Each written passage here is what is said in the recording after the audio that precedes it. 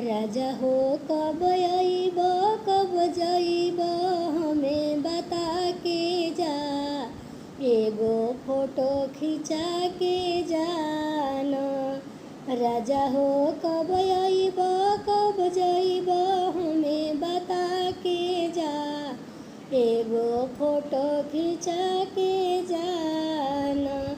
तोहरा अम्मा के बोली हमरा लागेला करेजा में गोली, अपना अम्मा के हो अपना अम्मा के नैहर पहुँचा के जा, एगो फोटो खिंचा के जाना।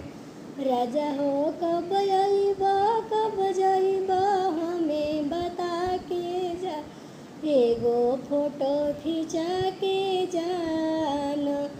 तोहरा भाभी के बोली हमरा करेजा लागे गोली, अपना भाभी के हो अपना भाभी के अलग करा के जा, एगो फोटो खिंचा के जाना। राजा हो कब आइब कब जाइब हमें बता के जा, एगो फोटो खिंचा के जाना।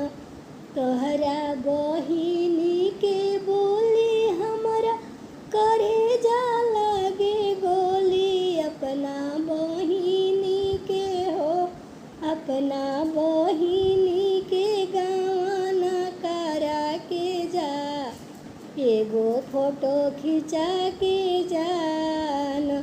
राजा हो कब आइब कब जाइब हमें बता के जा, एगो फोटो खिंचा